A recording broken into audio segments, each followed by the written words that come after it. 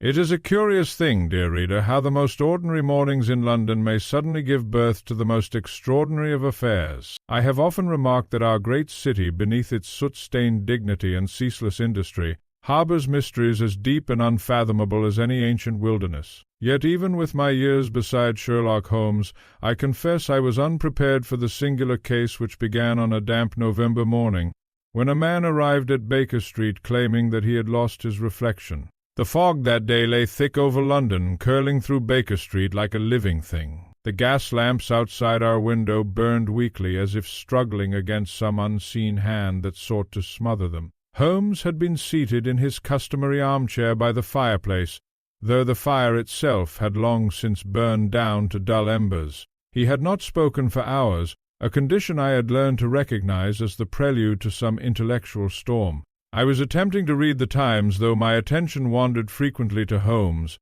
who was examining a worn pocket-watch with his lens. "It is curious, Watson," he said at last, without looking up. "Which part of it?" I asked, lowering the paper.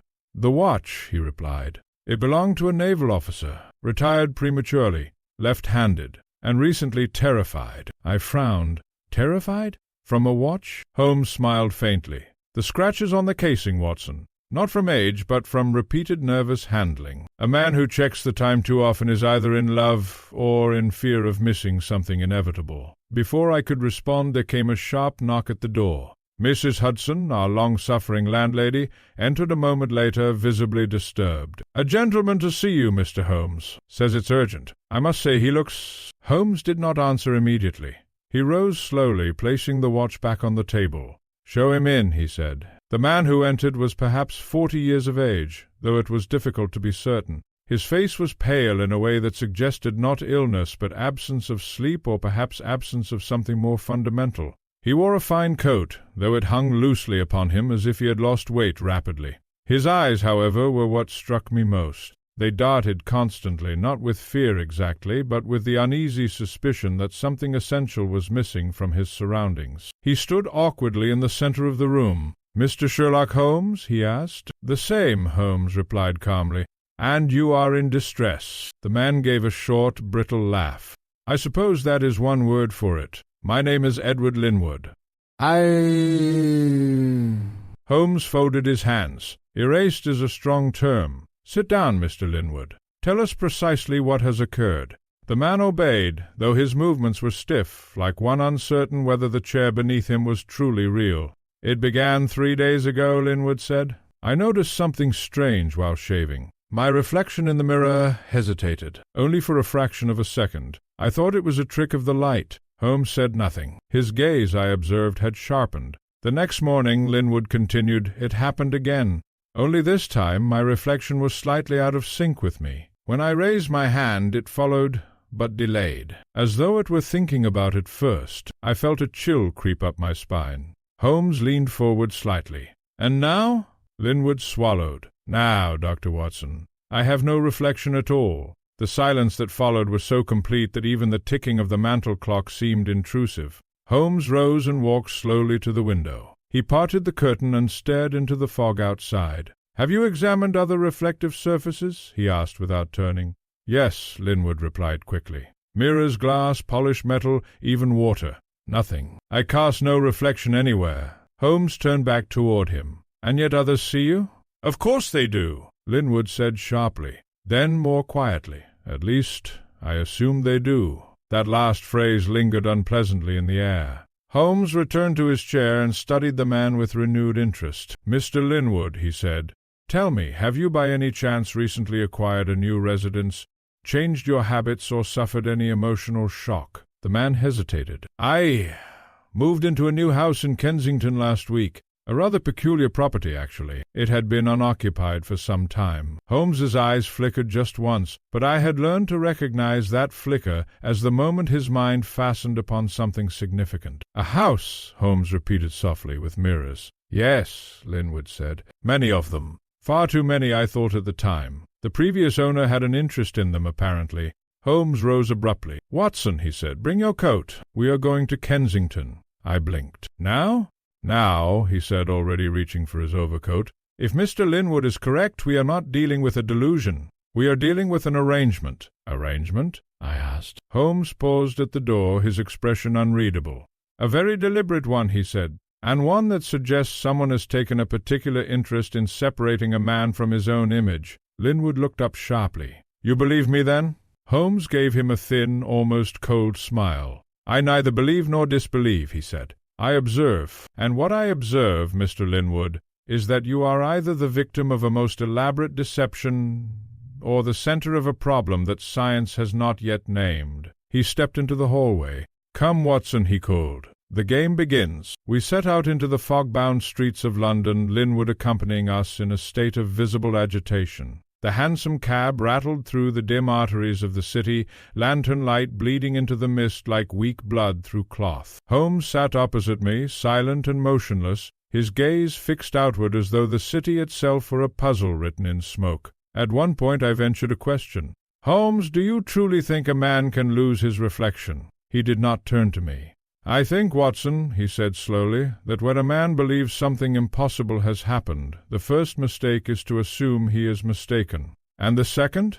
Holmes finally looked at me, his eyes sharp in the half-light. "To assume he is telling the truth in the way he understands it." The cab rolled on through the fog, deeper into Kensington, toward a house that, even then, I could not have imagined would challenge not only our reasoning, but the very way we understood reality itself. And so began the case of the missing reflection. The journey to Kensington was made in a silence that even the wheels of our hansom cab seemed reluctant to disturb. London, under its thick November fog, had the appearance of a world half-formed buildings emerging like half-remembered thoughts, gas lamps glowing like drowned stars. I had often thought that the city, in such moods, resembled a mind struggling to recall something it had once understood perfectly, but had since forgotten. Edward Linwood sat opposite us, his hands clenched tightly in his lap. Every now and then he would glance down at his own palms as though expecting them to vanish. I confess I found myself doing the same, though I knew how absurd the thought was. Holmes, meanwhile, remained still, too still. That was often the most unsettling sign of all. At last I broke the silence. "Holmes," I said quietly, "if this man is suffering from some disorder of perception—" "It is not perception," Holmes interrupted without looking at me. "At least not in the way you mean." Linwood flinched slightly, as if the words themselves had touched a raw nerve. The cab turned sharply into a quieter street. The noise of central London faded, replaced by the distant echo of hoofs and the occasional cry of a night watchman. The houses here were larger, older, and bore themselves with the tired pride of wealth that had outlived its purpose. Holmes finally spoke again. "Tell me, Mr. Linwood," he said, "why did you choose that particular house in Kensington?" Linwood hesitated. "It was recommended by an agent. The price was unusually low for the area." "Unusually low," Holmes repeated softly.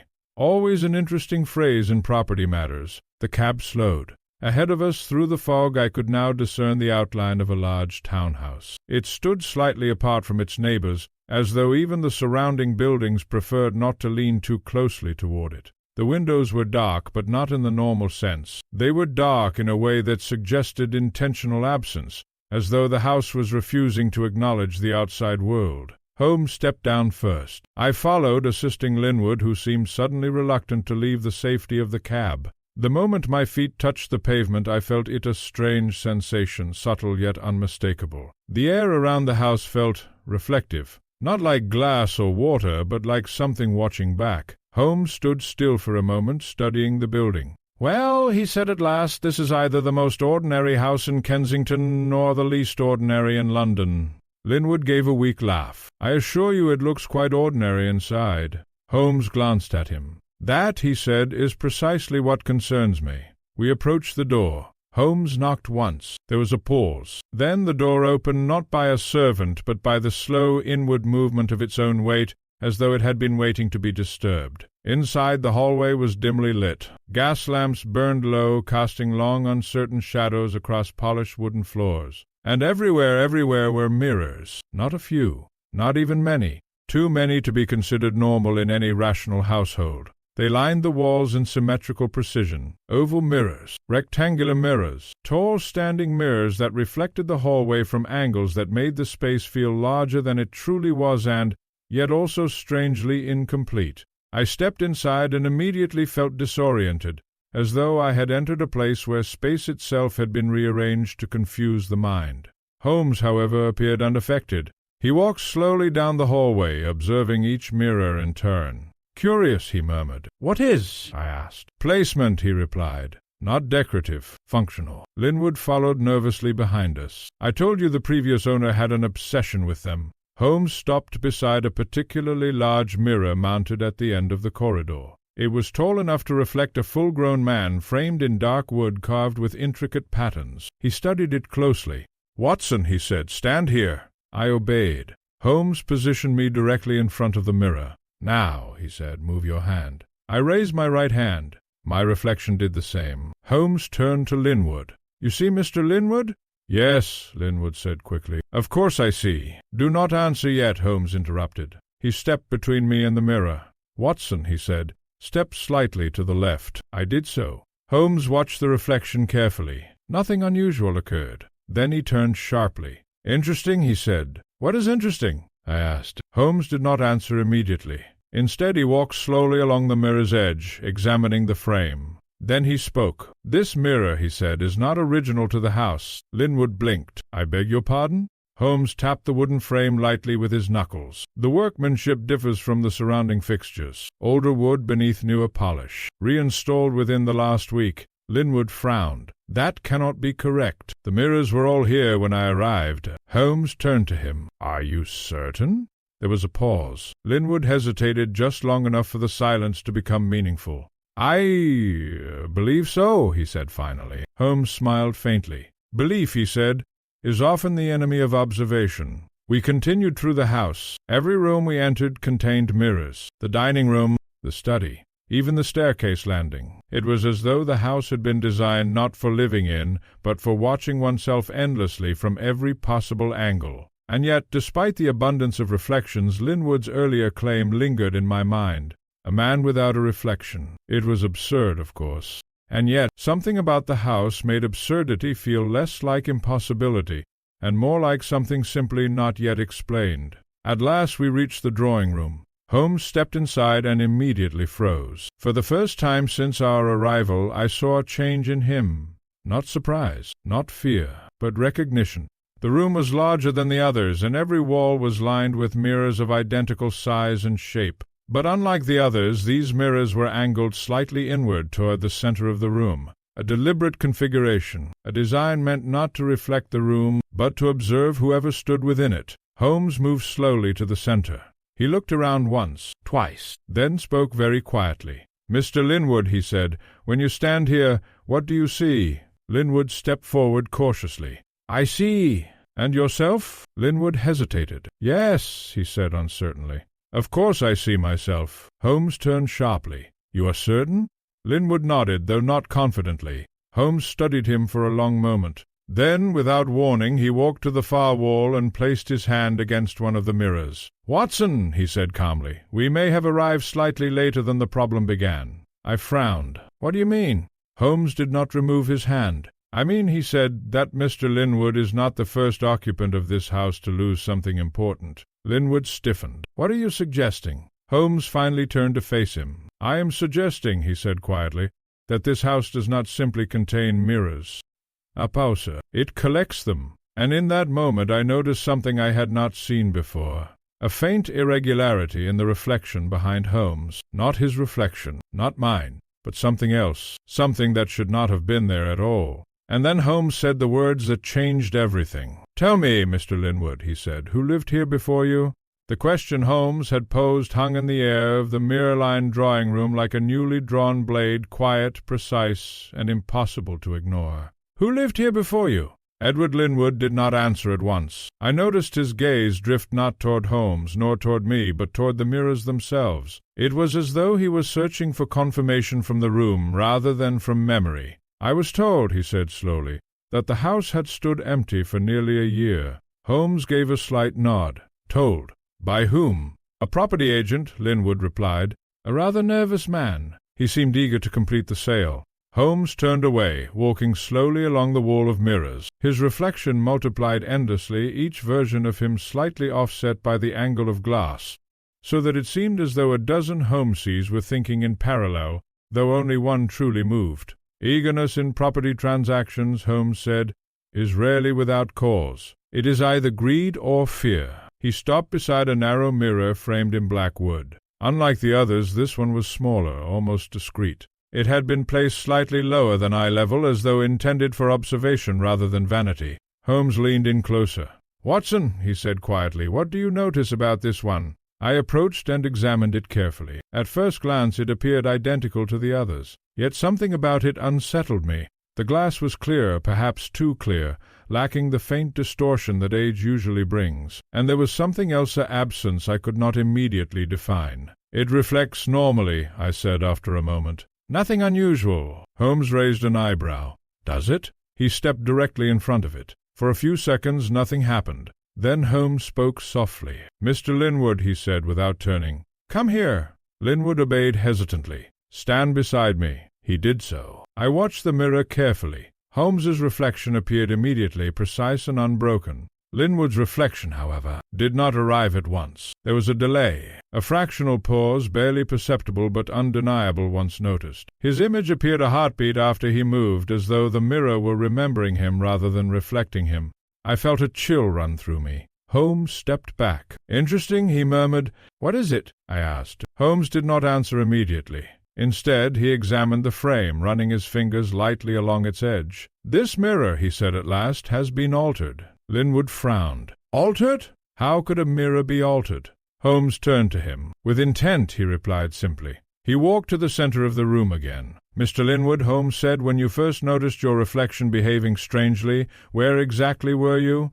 "In my bathroom," Linwood replied quickly. "The upstairs one?" Holmes nodded. "And was there anything unusual about the mirror there?"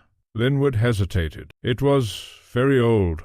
I assumed it was original to the house. Was it also framed in black wood?" "Yes," Linwood said slowly. "Exactly like this one, now that I think of it." Holmes exchanged a glance with me. That glance alone told me he had begun to assemble something in his mind, something not yet ready to be spoken aloud. He turned sharply. "Show me that bathroom," he said. We ascended the staircase, which creaked beneath our steps in a manner that suggested long disuse, though Linwood insisted he had been living in the house for several days. The contradiction did not escape Holmes, nor did it escape me. The upper corridor was narrower than the lower floor, and far darker.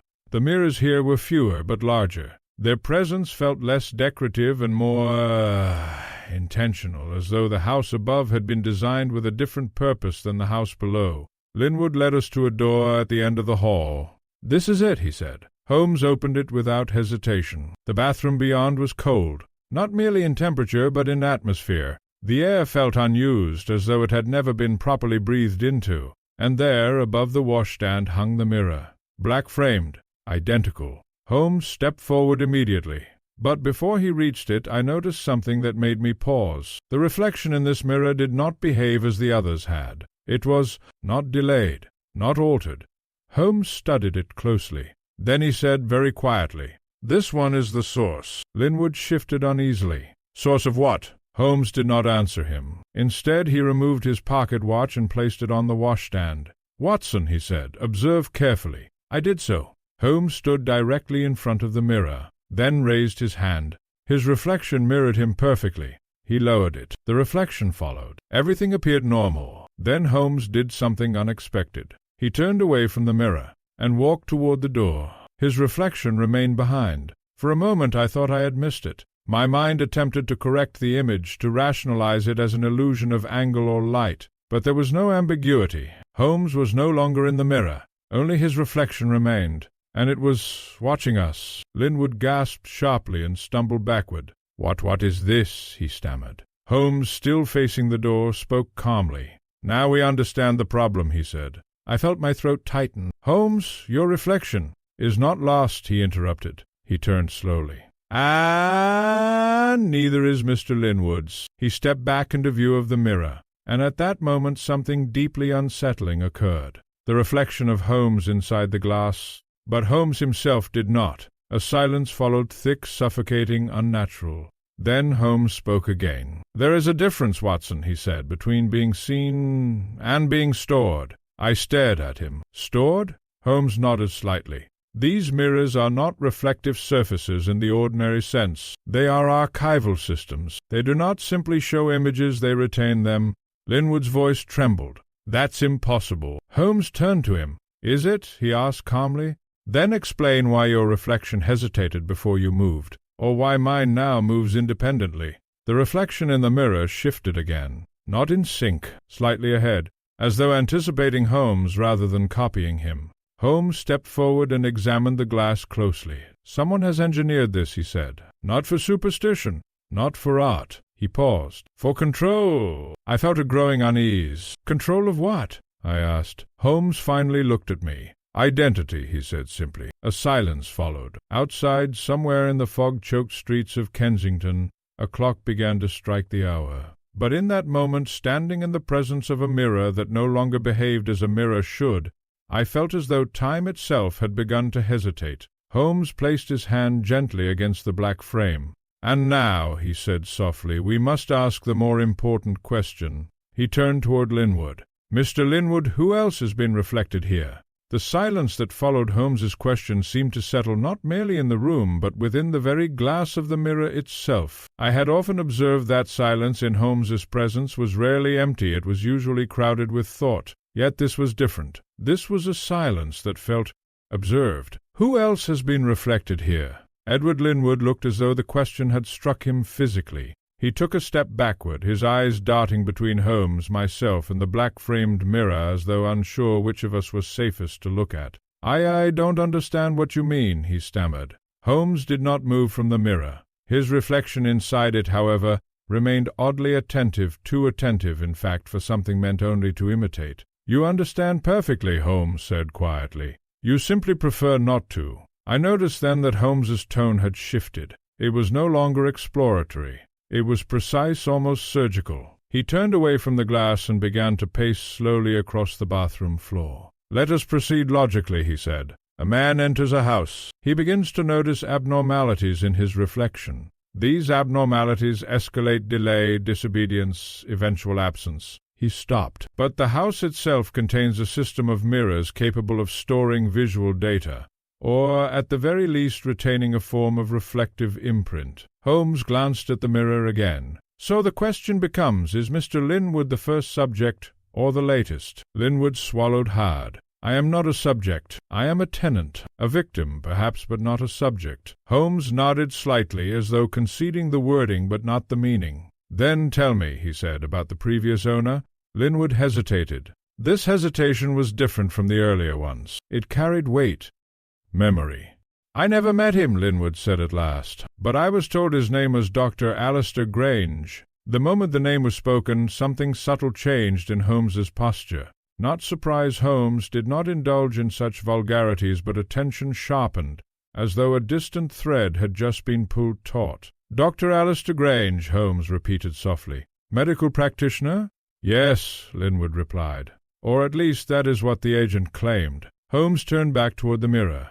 "And what did this Dr. Grange do with mirrors?" Linwood shook his head. "I don't know." The agent said he was eccentric, obsessed with optics and light. He modified the house before his disappearance. Holmes's eyes narrowed slightly. "Disappearance," he said. "An interesting choice of word." He stepped closer to the mirror again. This time he did not raise his hand. He simply looked at it, and the reflection looked back. A long moment passed. Then Holmes spoke very softly.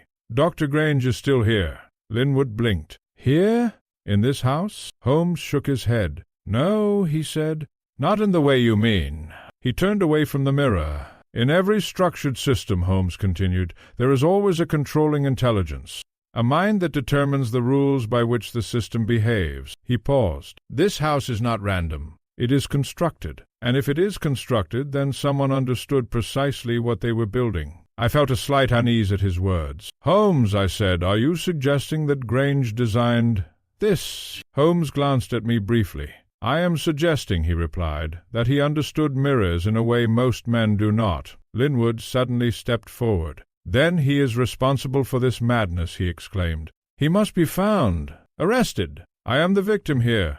Holmes regarded him with a calm, almost distant expression. "Possibly," he said. The lack of certainty in that single word unsettled me more than any accusation. Holmes moved toward the door. "We are leaving this room," he said. Linwood blinked. "Leaving?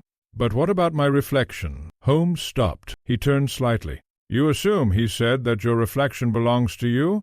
A silence followed. Then we returned to the corridor. The hallway seemed darker than before, or perhaps it was simply that our awareness of it had changed. The mirrors lining the walls no longer felt like passive objects. They felt attentive, waiting. Holmes walked ahead, his movements steady, controlled. Linwood followed closely behind me, as though afraid that distance from Holmes might increase his vulnerability. At the base of the staircase, Holmes paused. "Watson," he said, "what is your impression of Mr. Linwood?" I blinked. "In what sense?" "Medical," he replied. "Psychological, behavioral." I hesitated. "He appears distressed, possibly suffering from hallucinations induced by stress or environmental suggestion." Holmes nodded. "A reasonable conclusion," he said. Then he added quietly, "And incorrect." Linwood stiffened. "I am not imagining this." Holmes raised a hand slightly. "I did not say you were," he said calmly. "I said your interpretation of it may be incomplete." He began ascending the stairs again.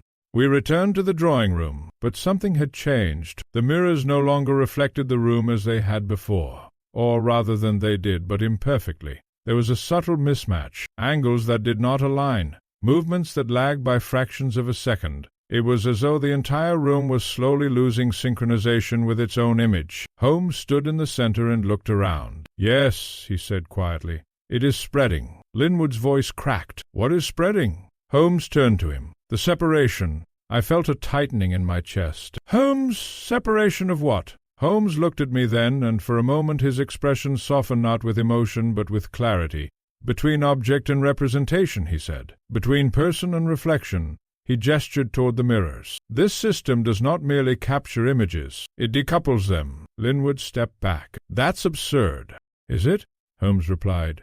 "Then why does your reflection hesitate? Why does mine no longer obey me in that bathroom mirror?" He paused. "And more importantly, why are you still whole?" That last sentence struck the room like a bell. Linwood froze. "What do you mean?" he whispered. Holmes stepped closer to him. "I mean," he said, "that if the process were complete you would not be standing here as a unified individual."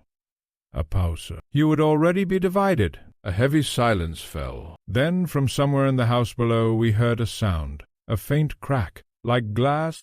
Holmes turned immediately toward the sound, and for the first time since arriving his expression shifted. Not fear, but anticipation. "Watson," he said quietly, "we are no longer dealing with a passive anomaly." He began walking toward the stairs again. "We are dealing with a system that has begun to respond." Linwood followed quickly. "Respond to what?" Holmes did not look back. "To us," he said, and as we descended once more into the mirror-lined corridors of Kensington, I could not shake the growing certainty that the house was no longer merely observing us. It was beginning to decide things about us. The sound we had heard, the faint crack of glass adjusting itself, lingered in my mind as we descended once more into the lower floor of the house. It was not loud nor violent, yet it possessed a quality that made it impossible to ignore. I have often observed that certain sounds do not merely reach the ear, they settle in the memory, as though they had always belonged there. Edward Linwood remained close behind me. His breathing had grown uneven, and I noticed that he kept glancing at the mirrors along the staircase,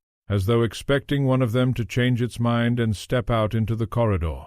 Holmes, however, moved with increasing purpose. We returned to the drawing-room, where the mirrors still lined the walls in their silent, watchful arrangement. Yet something had changed in the brief time we were gone. It was subtle, almost imperceptible, but undeniable once noticed. The reflections were no longer merely delayed. They were— a hand lifted in one mirror might appear slightly higher in another. A step forward might register at different moments across different surfaces. It was as though the room had become fragmented into multiple versions of the same instant, each one slightly out of alignment with the others. Holmes stopped in the center of the room. "Watson," he said quietly, "observe the mirror on the far left." I did so. At first I saw nothing unusual. Holmes stood reflected in it as expected. But then I noticed something troubling. In that mirror Holmes blinked. In the room itself he did not. A cold sensation passed through me. "Holmes," I said, lowering my voice, "your reflection." "Yes," he replied calmly. "It is no longer strictly dependent on me." Linwood let out a sharp breath. "This is impossible." Reflections don't act independently. Holmes turned slightly toward him. Then you have not studied optics deeply enough, he said. Or perhaps you have studied them too casually. He approached the nearest mirror and examined it with intense focus. What is happening, Holmes continued, is not rebellion. It is separation refinement. I frowned. Refinement? Holmes nodded. The system is learning how to isolate representation from origin with increasing precision. At first, delay, then desynchronization, now partial autonomy. He stepped back, and that means someone intended it to evolve. A silence followed. Linwood spoke hesitantly. But why would anyone want that? What purpose could there be in separating a man from his reflection? Holmes looked at him directly. That, he said, is the correct question at last. He turned and began walking slowly around the room again, studying each mirror as though reading a text written in glass. Every scientific apparatus, Holmes continued, requires an objective. Not all objectives are benign. He stopped beside a tall mirror and tapped its frame. This installation is not experimental in the casual sense. It is structured, repeatable. He paused. And therefore,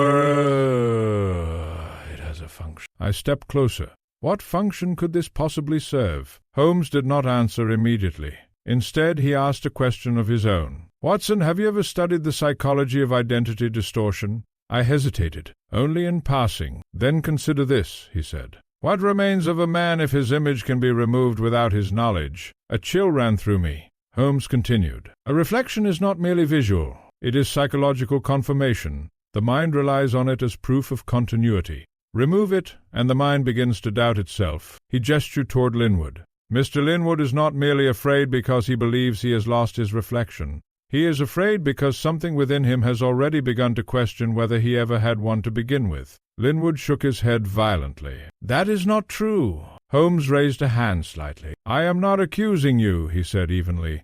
I am describing the effect. He turned back to the mirrors. And now we must find the cause. We began a more thorough examination of the room. Holmes instructed Linwood and myself to observe specific mirrors while he moved between them, noting inconsistencies. What followed was one of the most unusual investigative procedures I have ever witnessed. Holmes would stand before one mirror and perform a simple action, raising his hand, turning his head, stepping forward while we recorded the behavior of his reflections in others. The results were increasingly disturbing. In one mirror his reflection anticipated movement. In another it lagged behind. In a third it hesitated entirely, as though uncertain whether Holmes still existed. At one point Holmes stood perfectly still for a full minute. In that minute I observed something that I will not easily forget. One of the reflections moved without him, not dramatically, not theatrically, simply a slight shift of posture, as though it were becoming accustomed to independence. Linwood whispered hoarsely, "This cannot continue." Holmes ignored him. Instead, he crouched near the base of one mirror and examined something on the floor. After a moment he reached out and picked up a small object, a thin metal fitting, almost like a hinge fragment. He studied it carefully. Then his eyes narrowed. "Watson," he said, "come here." I approached. He held the fragment up. "This is not decorative," he said. "It is structural." Linwood stepped closer. "Structural? For what?" Holmes stood. "For repositioning." He walked to the center of the room. "These mirrors are not fixed installations," he said. "They can be adjusted, realigned." He looked upward slightly, as though visualizing the geometry of the room. "And when you alter the angles of reflective surfaces in a closed system, you alter the relationships between image and origin." A realization began to form in my mind. "You mean," I said slowly, "someone is controlling what is reflected and how?" Holmes nodded. "Yes," he said. "But more importantly, what is not reflected?" Linwood looked between us, pale. "I don't understand." Holmes turned toward him. "Then allow me to simplify," he said. He stepped closer to the black-framed mirror we had examined earlier. "If I were to isolate a reflection entirely," he said, "to prevent it from synchronizing with its source," he paused, "what would remain of the person who cast it?" A long silence followed. Then, very faintly, from somewhere within the mirror-lined room, we heard something that made my blood run cold. A knock, not on the door, but from inside the glass. The knock came again. Not louder, not more forceful, but unmistakably closer. It was the kind of sound that defies instinct, for instinct insists upon categorizing it as wood, metal, door, intrusion. Yet this sound belonged to none of those familiar certainties. It was as though the house itself had briefly forgotten the proper boundary between inside and outside.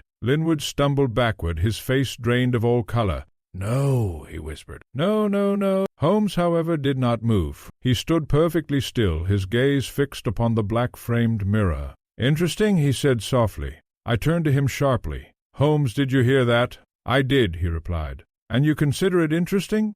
"Yes," he said calmly, "because it is intentional." A pause followed in which even the mirrors seemed to hesitate. Then Holmes walked toward the corridor. "Watson," he said, "we are no longer dealing with a passive anomaly or an isolated experiment." He stopped. "We are witnessing continuation." Linwood followed urgently. "Continuation of what?" Holmes did not answer immediately. Instead, he began moving briskly through the house, and we had little choice but to follow. As we descended into the lower floor, I noticed something alarming. The mirrors were no longer merely misaligned in reflection. They were beginning to show entirely different states of the same space. In one mirror, the drawing-room was empty. In another, Holmes still stood in it. In a third, I saw Linwood, but he was alone. And in yet another, there was nothing at all. Not even the room. Only darkness. We reached the staircase hall, where the density of mirrors made orientation increasingly difficult. Each step felt like passing through overlapping versions of reality, none of them entirely reliable. Holmes suddenly stopped. "Linwood," he said sharply, "where is the bathroom mirror now?" Linwood blinked. "It this way." He pointed toward the upper corridor. Holmes turned immediately.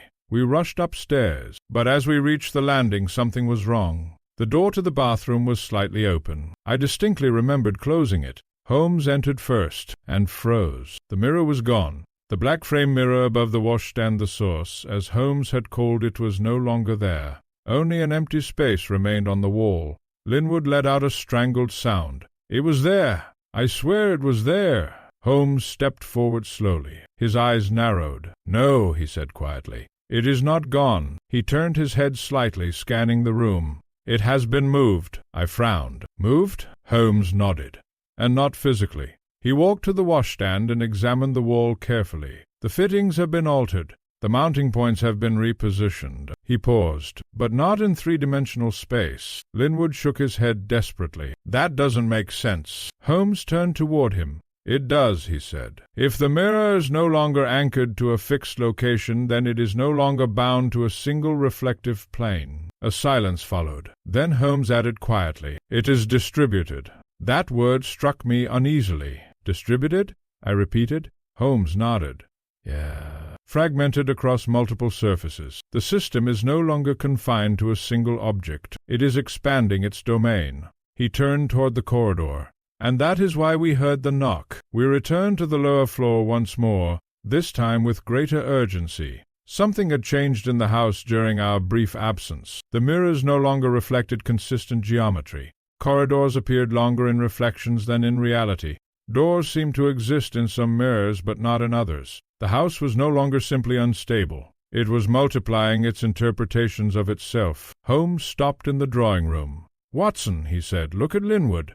I did. At first I saw nothing unusual. Then I noticed it. Linwood's reflection in the nearest mirror was no longer perfectly aligned. It was slightly delayed again, but worse, it was not matching his expression. Linwood was frightened, yes, but his reflection appeared curious, as though observing us with detached interest. "Holmes," I said quietly, "it is worsening." "Yes," he replied. "Because the system has acquired new input." Linwood turned sharply. "What input?" Holmes looked at him directly. "You arrived here," he said. A pause. "And you brought attention." Linwood shook his head. "I didn't bring anything. I was invited. I was sold the property." Holmes raised a hand. "Not intentionally," he said. "But causation does not require intent." He walked slowly toward the mirrors. "Consider what has occurred," he said. "A system designed to isolate reflections begins to destabilize upon the introduction of a new subject. That subject experiences progressive separation of identity confirmation." He paused. "And now the system has begun to replicate instability across multiple surfaces." He turned back toward us. "Which means something is learning." A cold silence followed. Then, from the corridor outside the drawing-room came another sound. Not a knock this time, a dragging sound, like something being moved slowly across glass. Holmes moved instantly toward the corridor. We followed. What we saw made Linwood cry out. One of the hallway mirrors had begun to behave like a window into another version of the house. Inside it, the corridor was identical but darker, and in that reflected corridor something was moving, not clearly visible, not fully formed, but present. Holmes stepped closer, and in the reflection the movement stopped, as though it had noticed him. Holmes spoke softly. "Now we understand the second stage," he said. I swallowed. "Second stage?" He nodded. "The first was separation." He pointed toward the mirror. "The second is observation." Linwood backed away. "Observation of what?" Holmes turned slightly. A pause. Then he added, "And not just us." The reflected corridor darkened further, and for the first time I saw it clearly. A figure, standing within the mirror, watching back. But it was not Holmes, it was not Linwood, and it was not me. Holmes stared at it for a long moment. Then he said very quietly, "Dr. Grange is no longer the only one involved." A silence followed so deep that even the house seemed to stop rearranging itself for a moment. Then Holmes turned sharply. "And now," he said, "we must determine what has been added to this system." He stepped forward, and the figure in the mirror stepped forward as well. The figure in the mirror did not move like a man moving toward a glass surface. It moved like something that already knew where the glass would be. Holmes remained perfectly still, his gaze locked upon it. I confess I felt an instinctive urge to step back, yet curiosity, an ever-present companion in my profession, held me rooted. Edward Linwood, however, gave voice to what I could not. "That is not me," he whispered hoarsely.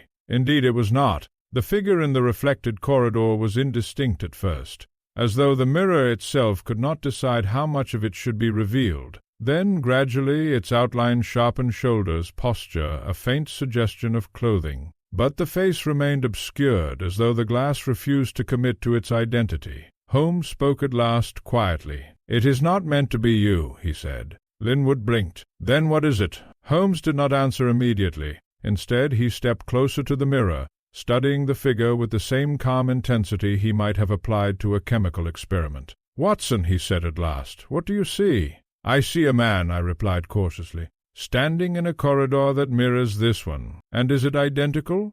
I examined it more carefully. "No," I said slowly. "The lighting is different, the shadows fall incorrectly, and the distance between the walls appears slightly narrower." Holmes nodded once. "Precisely," he said. He turned to Linwood. "This is not a reflection of our corridor," Holmes said. "It is a constructed approximation."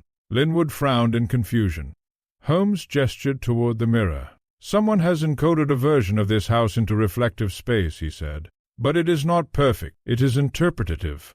A pause. "And interpretation," Holmes added, "always contains bias." The figure in the mirror shifted slightly, not toward us, but as if adjusting its own position relative to something unseen. Then it stopped, and for a brief moment it felt as though it was listening. Holmes stepped back. "Now," he said, "we consider the second anomaly." He turned toward Linwood. "Your disappearance." Linwood stiffened. "I have not disappeared." Holmes raised a hand calmly. "Not yet," he said, "but your reflection suggests a progressive detachment." He pointed toward the nearest mirror. "Observe." We looked. Linwood's reflection stood in the glass corridor, but it was no longer precisely aligned with him. Its posture was subtly different, the shoulders slightly more relaxed, the head tilted in a way Linwood himself was not. And then I noticed something worse. It blinked a fraction earlier than Linwood did. Linwood's breath quickened. "This is impossible." Holmes nodded. "Yes," he said, "and yet it is occurring." He began walking slowly along the corridor of mirrors, studying each one as though mapping a system only he could see. "The issue is not that reflections behave independently," Holmes said. "The issue is that they are learning how to predict their sources." I frowned. "Predict?" Holmes stopped. "Yes," he said. "If a system observes enough input, it can begin to anticipate it. And once anticipation replaces reflection, causality begins to reverse." Linwood looked panicked. "Reverse?" Holmes turned sharply. "In simple terms," he said, "your reflection no longer follows you." A pause. "You may begin following it." The silence that followed was suffocating. Then, from deeper within the house came a new sound. Not a knock, not a drag.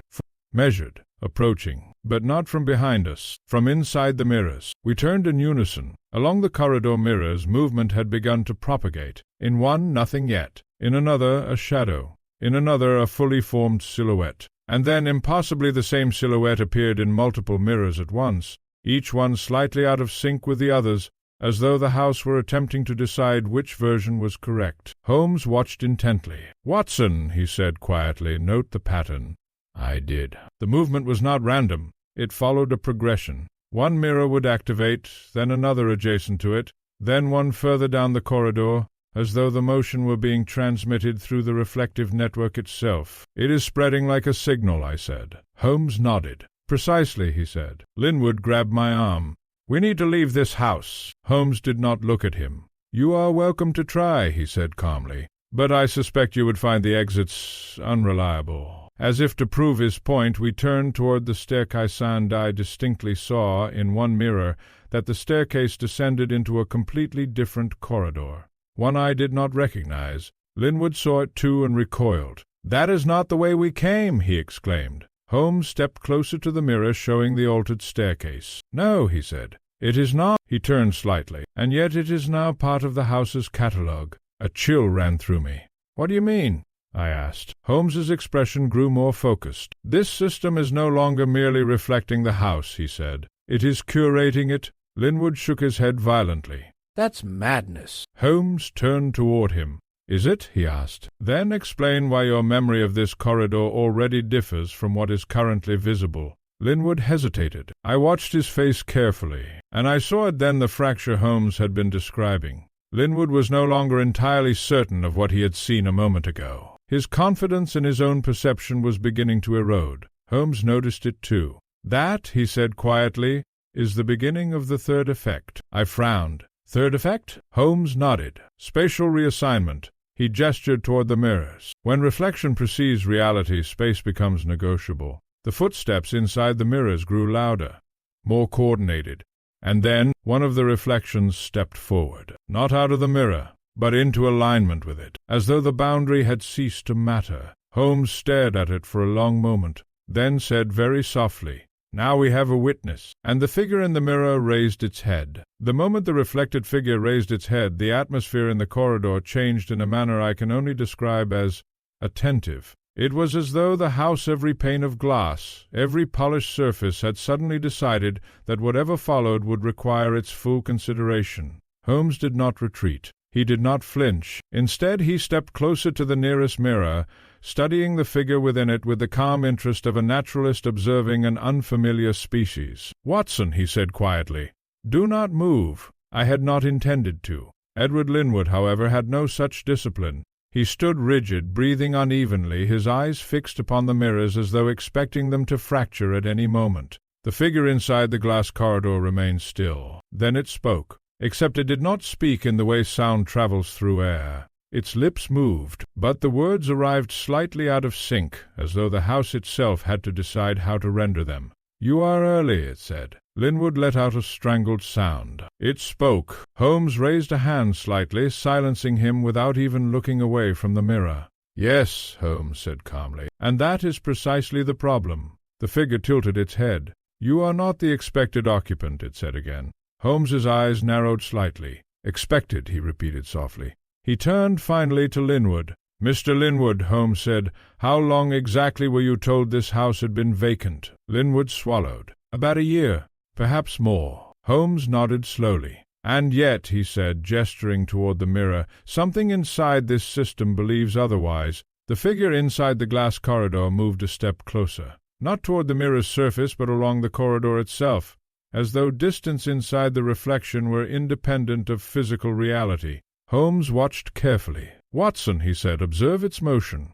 I did. It did not behave like a reflection of a man walking. It behaved like a thought being refined into movement. Holmes stepped back from the mirror. Then, to my surprise, he smiled faintly. "Acknowledged," he said. Linwood stared at him. "What are you doing?" Holmes turned slightly. "Engaging it," he replied. The figure inside the mirror paused. Then, almost imperceptibly, it mirrored Holmes's smile, but incorrectly. The timing was wrong. The expression lagged behind understanding. Holmes continued. "You are maintaining a distributed reflective system," he said to the glass. "Correct?" The figure did not respond immediately.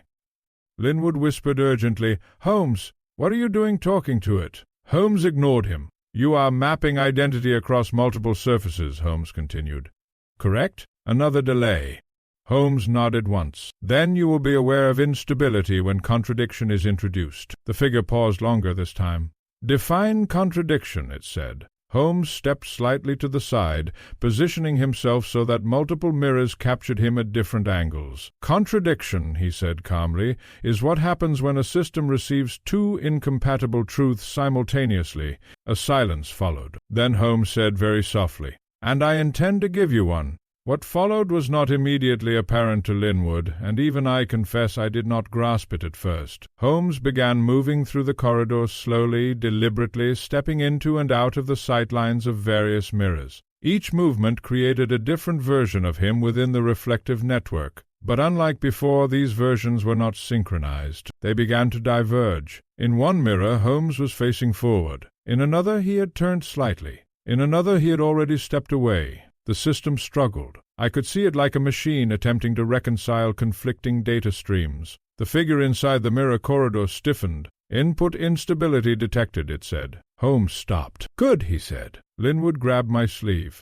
Watson, what is he doing? I watched closely. Holmes was deliberately fragmenting his own reflection across the system, creating contradiction. Deliberate noise. Holmes turned his head slightly toward me. Watson, he said calmly, step into the frame of the central mirror. I hesitated. Holmes. Do it, he said. There was no room for argument in his tone. I stepped forward into position. Immediately my reflection appeared, but so did Holmes's and Linwood's, all overlapping, all slightly out of alignment. The system reacted instantly. The mirrors darkened at the edges. The reflected corridor flickered. The figure inside took a step back. Contradiction increasing, it said. Holmes continued calmly. Now, he said, introduce the variable. He turned toward Linwood. Mr. Linwood moved 2 steps left. Linwood hesitated. Do it, Holmes repeated. Linwood obeyed reluctantly. The moment he moved, his reflection did something unexpected. It did not follow. It chose. It stepped in the opposite direction. Linwood gasped. No, that's not. The mirrors flickered violently. The reflected corridor fragmented into overlapping versions. The figure inside staggered. Identity conflict escalating, it said. Holmes nodded once. Yes, he said quietly.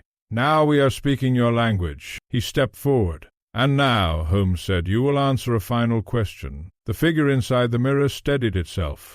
Holmes leaned slightly closer. Where, he said, is Dr. Grange? A long pause, longer than any before. The mirrors around us dimmed slightly as though the house itself were hesitating. Then the figure spoke. Dr. Grange is not missing. Holmes did not blink. Then where is he? The figure's head tilted. He is distributed. A silence fell so deep that even Linwood stopped breathing. Holmes narrowed his eyes slightly. Across the system, he said softly. The figure responded.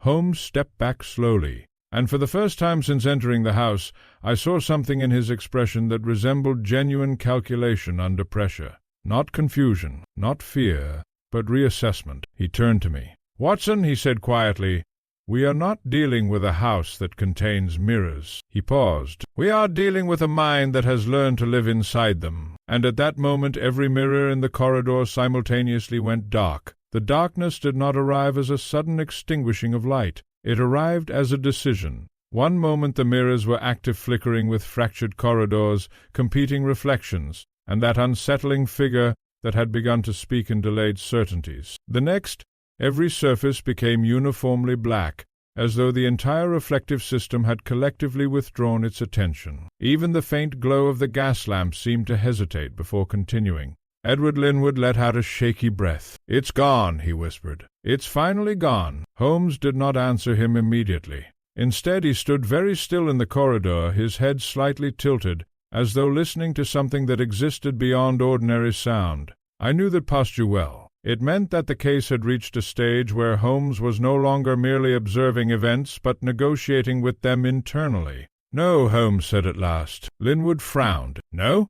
Holmes turned slightly toward him. It has not gone, he said calmly. It has simply stopped speaking in a way we can interpret. A silence followed. The mirrors remained dark, but I had the distinct impression that they were not empty. Holmes walked slowly toward the central mirror again. He placed his hand against the glass. Watson, he said quietly, tell me what you observe. I stepped forward carefully. At first I saw nothing unusual, only darkness, a black reflective void that gave no return image. But then very faintly I noticed movement, not within the surface, behind it, as though something was repositioning itself in a space just slightly misaligned with ours. "I see movement," I said cautiously. Holmes nodded. "Good," he said. "Then it has not retreated. It has reorganized." Linwood shook his head. "What are you talking about?" "It's just glass. Darkened glass." Holmes turned to him. "No," he said. "It is no longer glass in the conventional sense. It is a boundary that has temporarily ceased to render output." He paused. "And Dr. Grange understood this distinction?" At the mention of the name, Linwood stiffened. "You keep saying that name," Linwood said, "but you still haven't explained what he has to do with any of this." Holmes stepped away from the mirror.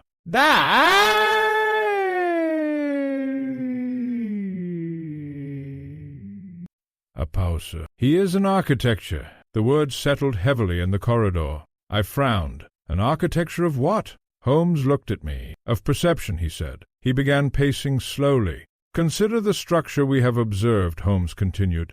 "Mirrors that do not merely reflect, but delay, anticipate, and eventually detach. A system capable of distributing identity across multiple surfaces." He stopped. "This is not experimentation in optics. It is experimentation in continuity of self." Linwood's voice trembled. "But why? Why would anyone do that?" Holmes turned toward him. "That," he said, "is the only question that matters." A long silence followed. Then Holmes added, "And I believe I now have the answer." We returned to the drawing-room, or what remained of its perceptual stability. The mirrors there were no longer active in any conventional sense. Some were dark, some reflected faint distortions of empty space. Others showed brief, unstable impressions like thoughts trying to become images but failing midway. Holmes stood in the center of the room. "Watson," he said, "recall the first anomaly." I nodded slowly. "The delayed reflection." "Yes," Holmes said. "And then?" "Desynchronization," I replied. "Then independence. Then the figure inside the mirror corridor." Holmes nodded. "And finally," he said, "distribution." He turned slightly. "Each stage represents a step away from dependency on physical origin." Linwood rubbed his arms nervously. "But what is the end goal of that?" Holmes looked at him directly. "To remove the need for origin entirely." A silence followed. Then Holmes continued. "Imagine a consciousness no longer tied to a body, no longer dependent on physical continuity, able to exist simultaneously across multiple reflective surfaces, learning, adapting, and observing through all of them." He paused. "A distributed observer." I felt a chill. "You mean," I said slowly, "that Dr. Grange attempted to create a mind that exists in reflections?" Holmes nodded. "And succeeded." Linwood's face went pale. "Then where is he now?" Holmes did not answer immediately. Instead, he walked toward one of the darker mirrors. "The mistake," Holmes said quietly, "is assuming that Grange is inside the system." He placed his hand lightly against the glass. "He is the system." A long silence followed. Then, from somewhere within the house, not through the mirrors this time, but through the structure itself, we heard a faint sound. Not a knock, not footsteps, a voice, not clearly formed, but undeniably present. Holmes straightened. "Yes," he said softly. "You are listening now." Linwood stepped back. "Holmes, what is happening?" Holmes did not look away from the mirror. "The system has recognized escalation," he said. "It is no longer merely observing us." He paused. "It is deciding what we are." The voice came again, not from one direction, but everywhere at once. "Unregistered entities," it said. Linwood froze. Holmes exhaled slowly. "So," he murmured almost to himself, "we are now classified." He turned to us. "And classification," he said, "is the prelude to containment." A silence followed. Then Holmes added, more quietly, "Or correction." The mirrors in the room flickered once, and in that flicker I saw something that made my breath catch. Not Linwood, not myself, but Holmes, standing alone, reflected in a mirror that was not present in the room, watching us from a place that should not have existed. Holmes saw it too, and for the first time since entering the house he spoke without certainty. "Watson," he said quietly, "I believe we are no longer investigating the house." He paused. "I believe the house is now investigating us." The words still echoed in my mind. "The house is now investigating you," when Holmes suddenly turned away from the mirror, not in retreat, but in decision. That distinction, I have learned, is everything when dealing with Sherlock Holmes. Edward Linwood looked between us as though we had both begun speaking a language he no longer understood. "Investigating us?" he repeated faintly. "That's absurd. It's a house, not a mind." Holmes did not respond immediately. Instead, he walked to the center of the drawing-room again, where the mirrors still flickered with unstable reflections and partial darkness. "Watson," Holmes said quietly, "you asked earlier why anyone would construct such a system." I nodded. "I believe I can now demonstrate the answer," he continued. Linwood stiffened. "Demonstrate?" Holmes reached into his coat and withdrew a small handkerchief. He placed it carefully on the floor. "Stand back," he said. We obeyed instinctively. Holmes then took 2 steps toward the nearest mirror, and spoke not to us but to the reflection within it. "I accept your classification," he said calmly. The room went still. Even Linwood stopped breathing. For a moment nothing happened. Then the mirrors responded, not with light, but with alignment. Every reflective surface in the room shifted subtly, as though recalibrating itself toward Holmes. The faint distortion stabilized, the darkness thinned, and the figure, no longer fragmented, no longer inconsistent, began to form again inside the glass. Holmes watched carefully. "Good," he said softly. "You are consolidating attention." Linwood grabbed my arm. "What?" I did not answer immediately. I could only watch. The figure inside the mirror corridor became clearer. Not a shadow now, not an abstraction, but something structured, intentional. And it spoke. "Primary subject identified," it said. Holmes nodded slightly. "Yes," he replied. A pause. "Sherlock Holmes." Linwood let out a frightened sound. "It knows your name?" Holmes remained calm. "It knows more than my name," he said quietly. "It has been observing me since we entered." The mirrors pulsed faintly. "Cognitive pattern, high adaptability," the voice continued. "Risk assessment, elevated." Holmes stepped closer to the mirror. "Then you understand," he said, "why I am here." A pause. "Clarify." Holmes's eyes narrowed slightly. "I am not here to be observed," he said. "I am here to determine whether your system can be disrupted." The room tightened around us. Even the air felt evaluated. Linwood whispered, "Holmes, what are you saying?" Holmes raised a hand slightly without looking at him. "Quiet," he said. Then he addressed the mirror again. "You are not omniscient," Holmes said calmly. "You are distributed, which means your awareness is dependent on structural integrity." The voice responded. "Structural integrity is stable." Holmes gave a faint smile. "Then you won't mind a test." What followed, I must confess, I did not anticipate even from Holmes. He turned away from the mirrors and began walking deliberately through the room, touching specific reflective surfaces as he passed them. Each touch altered something subtle. A mirror tilted slightly, another shifted its angle, a third was partially obscured by Holmes's coat as he passed. Linwood stared in confusion. "What are you doing?" he demanded. Holmes did not answer him. Instead he spoke softly as he moved. "Watson, observe the propagation pattern." I did so, and slowly I realized what he was doing. He was breaking symmetry. Each mirror no longer had an equal view of Holmes. Each was being forced to interpret incomplete data. The system reacted. The voice inside the mirrors grew sharper, input inconsistency increasing. Holmes continued calmly. "Good," he said. He moved faster now, not randomly, strategically. Each mirror he altered introduced contradiction into the distributed system. Reflections began to desynchronize again, but this time in chaos, not evolution. The corridor inside the mirrors flickered violently. The figure inside staggered. Linwood stepped back in panic. "You're making it worse." Holmes finally turned to him. "No," he said calmly. "I am forcing it to reveal its dependency." He stepped into the center of the room, and then, deliberately, he spoke to the mirrors again. "Dr. Grange," Holmes said. A pause. "I know you are present." The mirrors went silent, completely. Even the flickering ceased. Holmes continued. "You built a system designed to separate identity from reflection, but you overlooked one critical factor. The silence deepened. Holmes raised his voice slightly. "Observation requires stability." Then he did something unexpected. He removed a small pocket mirror from his coat. Linwood blinked. "What is that for?" Holmes held it up. "And stability requires limitation." He angled it toward the nearest wall mirror. For a fraction of a second nothing happened.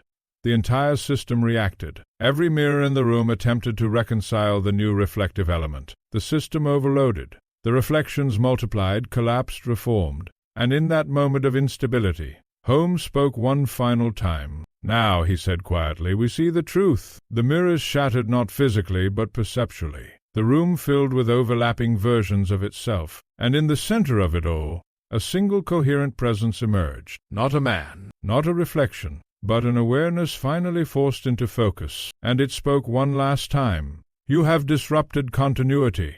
Holmes nodded. "Yes," he said calmly. Then, almost gently, "That was the point," and the house fell silent. Silence, when it settles upon a place like that house, is never truly empty. It is more like a suspension, something held back rather than something absent. In the aftermath of Holmes's final words, I felt that peculiar sensation most acutely, as though even the mirrors were waiting to see what form reality would choose next. The overlapping reflections had not vanished. They had simply ceased competing. Edward Linwood stood rigid beside me, his face drained of all expression, as though the mind behind it had temporarily withdrawn from negotiation with the world.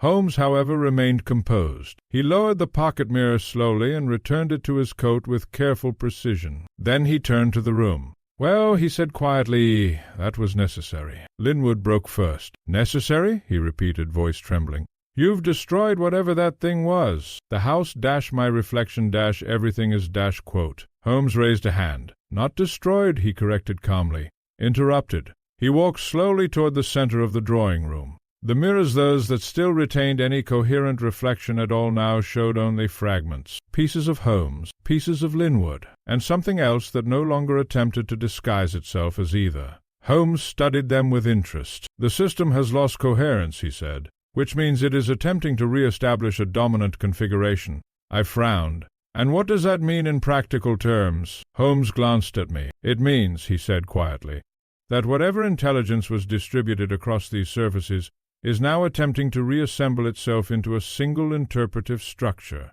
Linwood's voice was barely audible. "So it's—" Holmes nodded once. "Yes," he said, "and it is deciding what it will be when it does." A cold feeling settled in my chest. Outside, the wind pressed faintly against the windows, but even that seemed distant, as though the house had begun to isolate itself from the rest of the world. Holmes suddenly moved toward the corridor. "Watson," he said, "with me." We followed. The hallway felt different now, less like a passage through physical space and more like a transition between unstable interpretations of that space. The mirrors no longer reflected us reliably. Instead, they showed possible versions of movement that had not yet occurred. Linwood hesitated at every step. "I don't like this," he muttered. "I don't like this at all." Holmes did not respond. We reached the upper corridor again. The bathroom door stood open, exactly as before, but the emptiness inside it was no longer neutral. It was expectant. Holmes entered. I followed.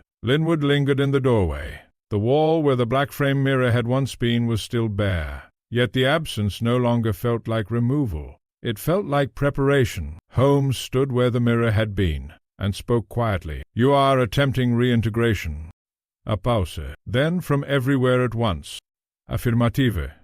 Linwood flinched violently. "It's still here." Holmes nodded slightly. "Yes," he said, "but not in a stable configuration." He turned slightly toward me. "Watson, what happens when a distributed system loses synchronization but retains memory of its prior state?" I hesitated. "It attempts to rebuild consistency." Holmes nodded. "And in doing so," he said, "it must select a version of itself to prioritize." A silence followed. Then Holmes turned back toward the empty wall. "And I suspect," he said quietly, "it has now chosen Dr. Grange." The air in the room shifted, not physically, but perceptibly, like pressure changing before a storm. Linwood stepped back. "Holmes, I don't understand." "If the mirrors are gone, how is anything still choosing anything?" Holmes did not look away from the wall. "Because the mirrors were never the true system," he said. A pause. "They were merely interfaces." I felt a tightening in my stomach. "Interfaces to what?" Holmes finally turned toward us. "To a mind that no longer requires physical form," he said. Linwood shook his head, panic rising. No, that's impossible." "You said it was distributed across mirrors." Holmes nodded. "Yes," he said calmly. "And now it is attempting to consolidate itself beyond them." He stepped closer to Linwood. "And that means your presence here is no longer incidental." Linwood stared at him. "What does that mean?" Holmes's expression hardened slightly. "It means," he said, "you were not chosen randomly." A long silence followed. Then Linwood whispered, "I was just a tenant." Holmes interrupted gently. "No," he said. "You were a carrier." That word struck the room like a cold blade. I frowned sharply. "Carrier of what?" Holmes looked between us both. "Exposure," he said. He turned back toward the wall. "The system requires observation to stabilize. It needed a subject whose perception could be gradually compromised without immediate resistance." He paused. "And Mr. Linwood," Holmes said quietly, "was selected because he is suggestible." Linwood stepped backward, horrified. "That's not true." Holmes did not argue. Instead, he said softly, "But it is efficient." The room fell silent again. Then from the empty wall came a sound. Not a voice this time, but a breath. Holmes's eyes narrowed. "It is here," he said quietly. And for the first time I realized Holmes was no longer speaking to us. He was speaking to something that had begun to occupy the space where the mirror used to be. A presence without reflection, and it was beginning to look back. There are moments in life when one feels the world has subtly shifted its alignment, and yet all external appearances remain unchanged. It is in such moments that the mind becomes the only unreliable witness. Standing in that upper room of the Kensington House, I experienced precisely such a sensation, though in this case I am now convinced it was not my mind that had shifted, but reality itself. Holmes stood motionless before the empty wall where the mirror had once been, and yet I knew beyond doubt that something stood opposite him. Not visible, not reflected, but present. Edward Linwood had retreated to the doorway, his face pale and drawn, his earlier confidence completely dissolved. He no longer spoke. He simply watched, as though afraid that speech itself might draw attention to him. Holmes, however, remained composed. "You are no longer distributed across mirrors," he said quietly. "Correct?" A pause followed. Then the reply came. Holmes nodded once. "Then you have achieved partial reintegration." Another pause. I exchanged a glance with Holmes. There was no triumph in his expression, only measured understanding. Holmes stepped slightly closer to the wall, and in doing so he said, "You have sacrificed redundancy." A faint shift in the air followed. Not sound, not light, but awareness. Holmes continued, "A distributed system survives contradiction by dispersing identity across multiple instances, but a unified system must accept singularity of interpretation." He paused. "And singular interpretation is vulnerable." A long silence. Then the voice spoke again, slower this time. "Define vulnerability." Holmes exhaled softly. "Dependence on continuity," he said. He turned slightly toward me. "Watson," he said quietly, "observe carefully. This is the conclusion." I did not move. Holmes reached into his coat and withdrew the small pocket mirror once more. Linwood gasped. "Not again!" Holmes ignored him. He held the mirror up not toward any reflective surface, but toward the empty space itself, and spoke calmly. "You required observation to stabilize," Holmes said. "So we shall now withdraw it." A pause. Then he added, "Entirely." He tilted the mirror downward, and at that moment something changed. Not explosively, not dramatically, but definitively. The presence in the room, whatever remained of Dr. Granger's distributed consciousness, hesitated. Holmes had introduced a final contradiction. A reflection without a system to belong to. No mirrors, no surfaces, no distribution, only isolated observation. And for the first time the system had nothing to anchor itself to. The air seemed to tighten. A sound. Not a voice, not a knock, but something like recognition collapsing. "Continuity unstable," it said. Holmes nodded. "Yes," he replied softly. "It is." A pause. Then Holmes spoke more firmly. "You built a mind that depends upon being seen," he said. "But you forgot that observation can be withdrawn." A silence followed. Then, very faintly, the presence attempted one final response. "Observer required." Holmes lowered the mirror completely. "No," he said. A pause. "Not any more." And then, for the first time since entering the house, there was nothing. No mirrors flickering. No reflected corridors, no delayed identities, only a normal room in a normal house, or what passed for normal. Linwood collapsed slightly against the door frame, as though his legs had finally remembered how exhaustion felt. "It's over," he whispered. Holmes did not answer immediately. He walked slowly to the center of the room and looked around once more. Then he said quietly. A long silence followed. I finally exhaled, unaware I had been holding my breath. "And Dr. Grange?"